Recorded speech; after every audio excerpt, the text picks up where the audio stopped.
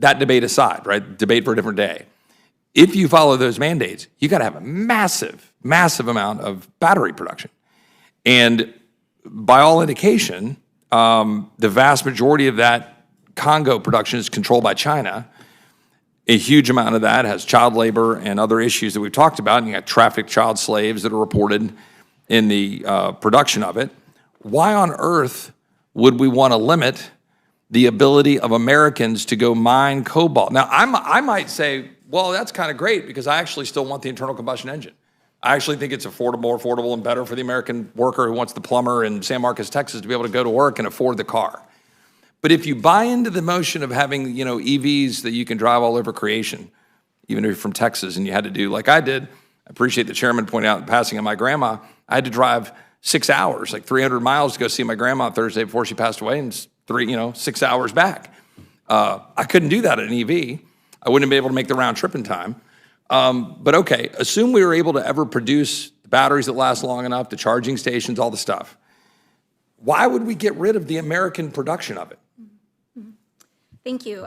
There are several different components to your question. I want to make sure that I address them. First and foremost, on the issue of child exploitation, child labor, I think it is the role of the United States for us to push back forcefully on this production, and not just in the production of energy, but across the board. We see this in textile production, energy production, cobalt mining. It is horrific, and we need to make sure that our sources do not include child labor. But to get to the core of the question, too, on the China front, is that I find it interesting that there is this concern about Chinese ownership of minerals, and it is legitimate.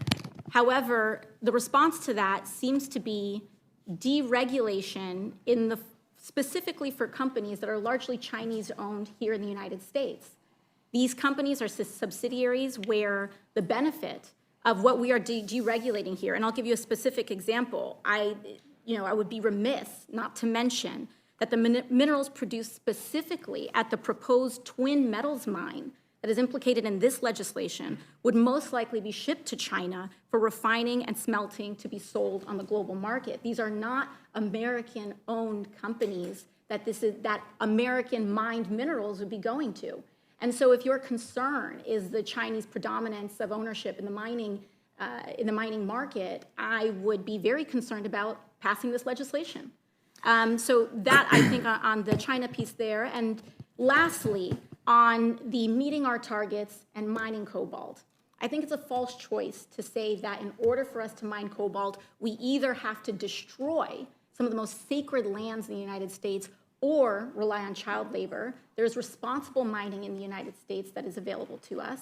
But secondly, I also find it interesting that the majority presently pushes back against battery recycling, which would allow us to open the path to reducing our reliance on mining in general. There is enormous potential in recycling many of these EV batteries, but we have not made the investments or the shifts necessary in order to unlock that so that we can reduce our reliance on solely mining as the only source of battery. Thank you. Well, I appreciate that.